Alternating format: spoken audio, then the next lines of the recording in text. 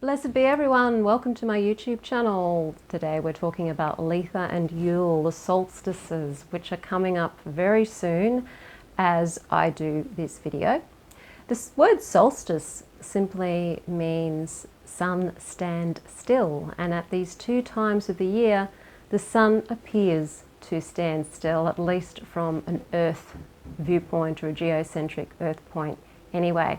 So I wanted to talk about both of these Sabbats and how you can do your inner work and work with your life with the energies of these Sabbats. Before I do though, I'm Sandra from MysteryWitchSchool.com, author of Crafting Your Wiccan Path and Tapping into Abundance. If you want to know more about Wicca, witchcraft, shadow work, hit the subscribe button and the notification bell so that you don't miss any videos. If you want to know where to start your witchcraft practice, but you just don't know where to start it or how to keep going or what there is to know, then take a look at my free masterclass. It's called How to Start Your Witchcraft Practice, and the link is in the description field below this video. At the time of this video, the solstices are upon us. We have the summer solstice coming in fast here in the southern hemisphere where I am, and in the northern hemisphere you have the winter solstice fast approaching. And these peak times of the year are where we really feel the energy of the seasons. And for a lot of people, it marks the favorite times of the year. A lot of people will say that the solstices are their favorite times, as opposed to maybe other times of the year or other Sabbats, because you're really feeling into the extremes of the energy and the extremes of the yin and yang energies at this time of the year. So in the northern hemisphere, you're celebrating Yule at the time of this video. The sun has gone into Capricorn, and you're really feeling into the cooler weather or even extremely cold weather, depending where you are. And in the southern hemisphere, when we go through Yule, which is in June, we experience the same things depending on where we are. And Yule is, well, it stems from the Germanic. The name Yule stems from the Germanic winter festival. We have different mythologies around the world at what occurs around Yule or winter time. One that is very common in the Wiccan tradition is the battle between the Oak King and the Holly King, where at Yule the Oak King defeats the Holly King, and at the summer solstice or Letha, the Holly King defeats the Oak King. And this is just symbolizing the king that represents the fertility of the land and the abundance of the land versus the king that sees more the waning of the land and the time of sort of contraction of energy, rather than the energy being more out there in energy of abundance and fertility. So at Yule, you're celebrating the time when there's the least amount of light. So it's a time of the greatest amount of dark. So more night than there is day. It's the shortest day of the year. The focus is on the dark. The focus is on, what does the dark mean for you? Do you find solace in the dark? Do you find the dark to be something that feels safe and nurturing and where you can safely hide away in the dark? Or is the dark something that you find a bit scary, a bit threatening? Or is it a bit of both, depending on what you're looking at? From Samhain through to Yule, you've got that time of introspection, you've got that time of reassessing where you've been, maybe where you want to go, what you've achieved over the year. Samhain is the witch's new year, so you're thinking about where you're going moving forward. It's a very sort of dark time of the year where you may want to focus and reflect more on the inner work. What do you feel you may need to do for yourself to bring more happiness and joy and prosperity and love and healing into your life? Where are you feeling the dark places in your life or within yourself, and how can you maybe heal that? How can you shed light on those dark places? So whether that's doing shadow work or other forms of healing. This is a time when you can reflect on all of those things and write about the dark and spend time at night, those long winter nights, and just meditating on being in the dark and being in that sense of not being able to see very far in front of you, if you can see in front of you at all, during the dark time. And how does the light work when you're in the dark? Because even when it's dark and there's no moon, it's a dark moon, and you're out and it can be very, very dark, and to our human eyes, we're not built to see very well in the dark. You have nocturnal animals that see very well in the dark because they've got more rods in their eyes, and so they're able to manipulate the light a lot more. And you discover that there is actually light in the dark, because if there wasn't, those animals wouldn't be able to see in the dark. So where is the light in the darkness, and how do you bring more light into the dark areas of your life that you may find you want to light up? And when do you go to the dark in order to heal and to maybe give birth or plant seeds of some sort in your life? And just reflecting on those themes of light and dark. Working with the energies of birth, the energies of renewal, the coming of the light, peace, harmony, healing, hope and love. All of the typical spells that you do throughout the year, those themes of protection, health, love and prosperity, the big four that we tend to focus on. Focus on those at Yule too. There's no reason why you can't focus on the idea of what seeds do I want to plant in the spring for all of these things in my life.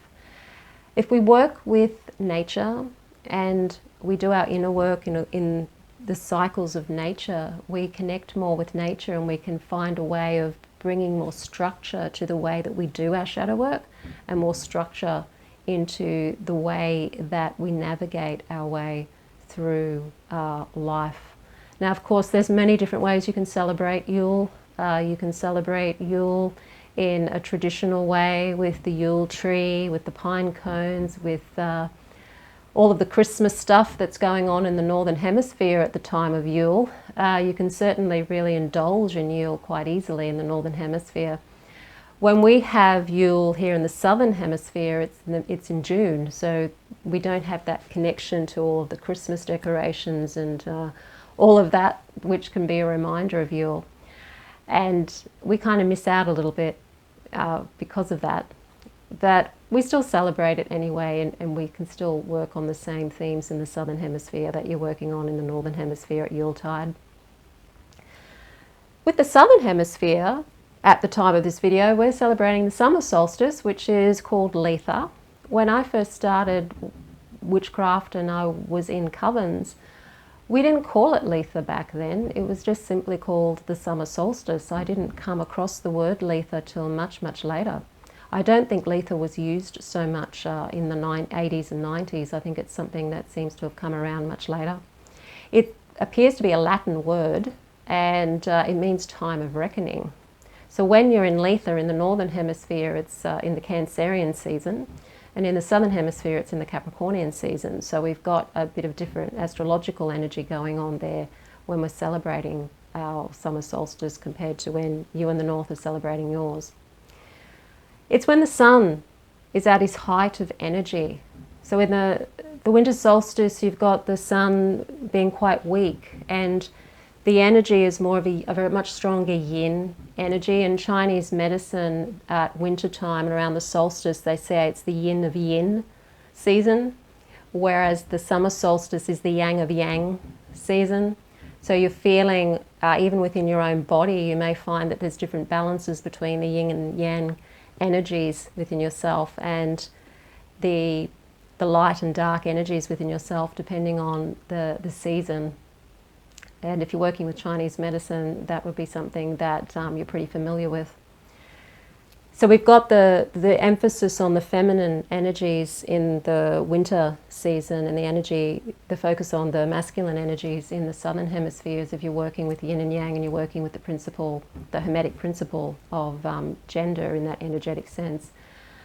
So The summer solstice is about that empowerment. It's about the success. You know, what have you succeeded in? What are you getting ready to harvest? What have you built?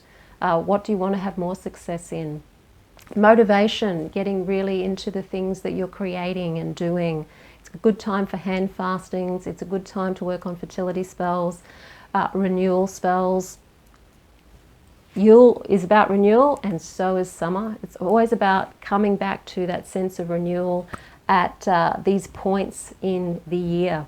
Working on your money, you know, how's that been going since the previous solstice? How's the love work going? Where is that flourishing right now, or where does it need to flourish right now? Working on career, working on health. What does the light mean to you? Because the solstice, the summer solstice, is the longest day of the year, so it's where there's the most light as opposed to the dark.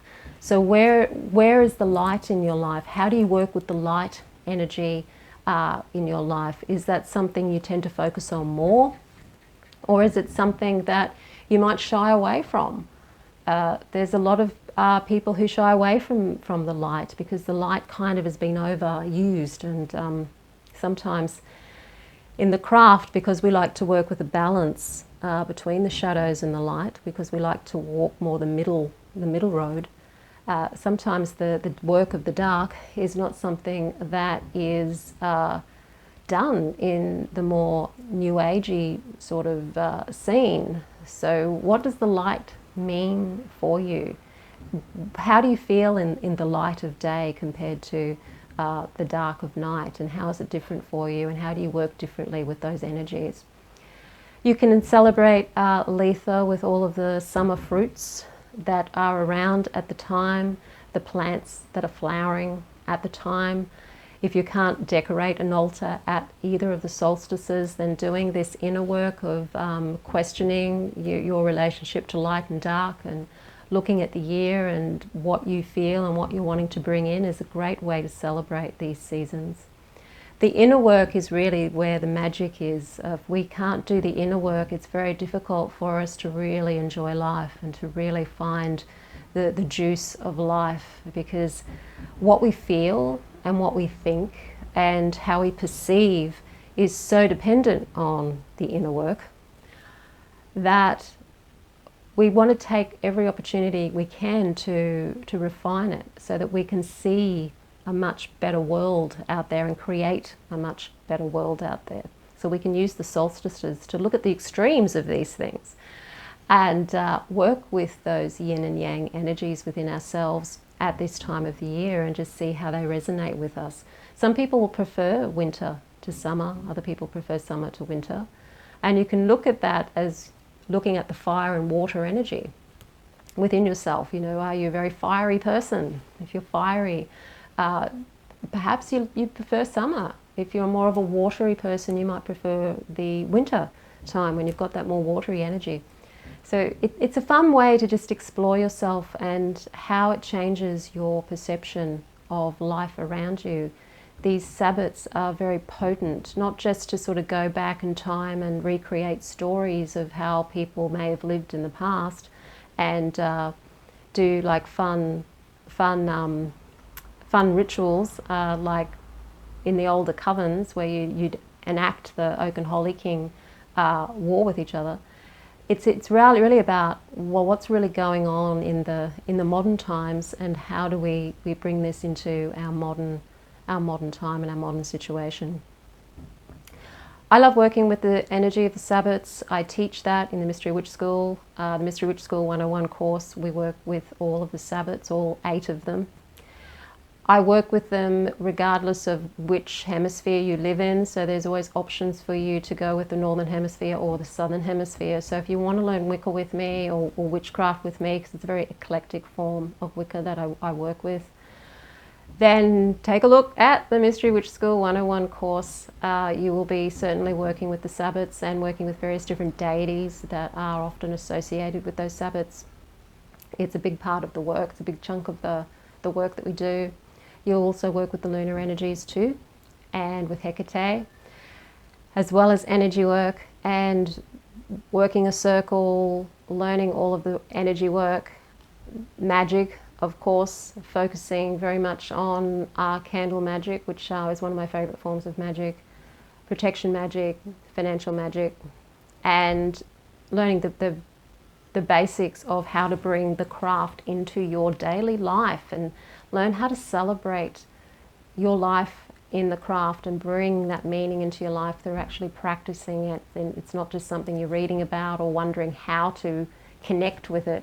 To learn how to connect with it is to actually do it. So by practicing by celebrating Yule or celebrating Litha, you're bringing these practices into your modern life and making it relevant to where you are at the moment. So do take a look at the Mystery Witch School 101 Academy. The link is in the description field below this video. Thank you for everybody who's supporting the channel. It's great to have the comments in the comments field, so please do comment. It's not an easy thing to do, content, you know, two videos a week. It does actually take a lot of work.